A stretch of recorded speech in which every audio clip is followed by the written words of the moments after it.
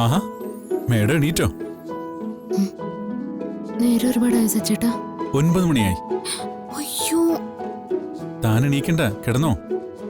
ഏയ്, ഇനി കിടന്നാലും എനിക്ക് ഓർക്കൊന്നും വരില്ല.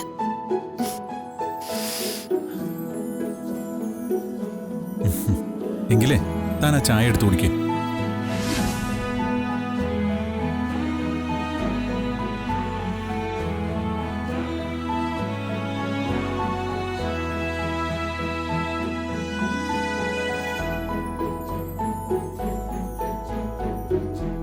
അർച്ചന, ആ അല്ലെങ്കിൽ വേണ്ട, താൻ ഇവിടെ ഇരിക്കേ. എന്നും താനല്ലേ എനിക്ക് എടുത്തു തരുന്നേ, ഇന്നേ ഞാൻ എടുത്തു തരാം.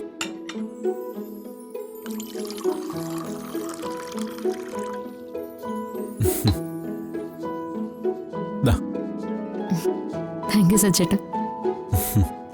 സച്ചേട്ടൻ ചായ കുടിച്ചായിരുന്നോ? ഞാൻ എപ്പോഴേ കുടിച്ചു. സോറി സച്ചേട്ടാ, ഞാൻ ഉറങ്ങിപ്പോയതുകൊണ്ടാ. അതൊന്നും സാരമില്ലെന്നേ.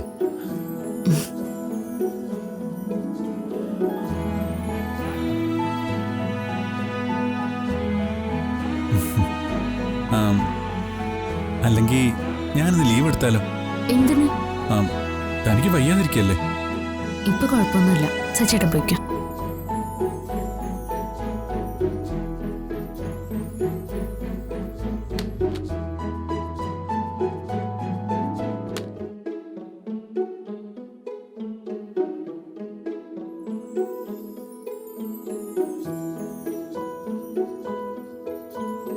താനെന്താടോ എന്നെ ഇങ്ങനെ നോക്കുന്നേ? ഇന്നലെ ഞാൻ കാരണം സച്ചേട്ടന്റെ ഉറക്കം പോയല്ലേ? അത് സാരമില്ലടോ. കഴിഞ്ഞ 6-7 മാസം തനിക്കിതുപോലെ പെയിൻ വന്നപ്പോ ഞാൻ അറിഞ്ഞ പോലും ഇല്ലല്ലോ. ബുദ്ധിമുട്ടുകളെ കുറിച്ച് ആരോടും പറയാനാവാതെ താൻ വേദന സഹിക്കുമ്പോ ഒന്നും അറിയാതെ ഞാൻ അപ്പുറത്ത് ഉറങ്ങായിരുന്നില്ലേ?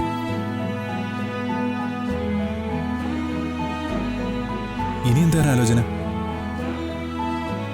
എനിക്ക് കിട്ടിയ ഈ ഭാഗ്യത്തെക്കുറിച്ച് ആലോചിക്കായിരുന്നു. പിന്നെ സച്ചേട്ടൻ സ്നേഹിച്ച ആ പെൺകുട്ടിയെക്കുറിച്ചും. എത്ര വലിയൊരു ജീവിത ആ കുട്ടി കൈവിട്ട് കളഞ്ഞത്. അതിലൊന്നും കാര്യമില്ലടോ. ഓരോരുത്തർക്കും ഓരോ ഇഷ്ടമല്ലേ. അവക്ക് എന്നെക്കാൾ നല്ലൊരു ഭർത്താവിനെയാവും ചിലപ്പോൾ കിട്ടുക. ഏത് തരത്തിൽ നോക്കിയാലും അത് നടക്കാത്തത് നന്നായി. അല്ലെങ്കിൽ എനിക്ക് ഇതുപോലൊരു ഭാഗ്യം കിട്ടില്ലായിരുന്നല്ലോ. അതിപ്പോ എനിക്കും തോന്നുന്നുണ്ട്.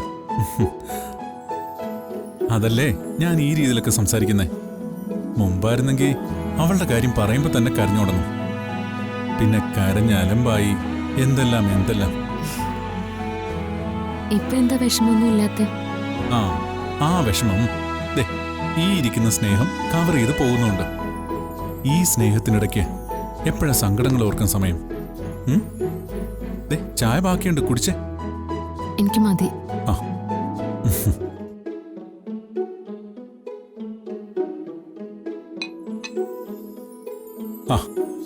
താനിങ്ങനെ ചത്തു കുത്തിയിരിക്കാതെ എണീറ്റേ. ഒരുമാതിരി നിത്യരോഗികളെ പോലെ. എഴുന്നേറ്റേ, എഴുന്നേക്ക്.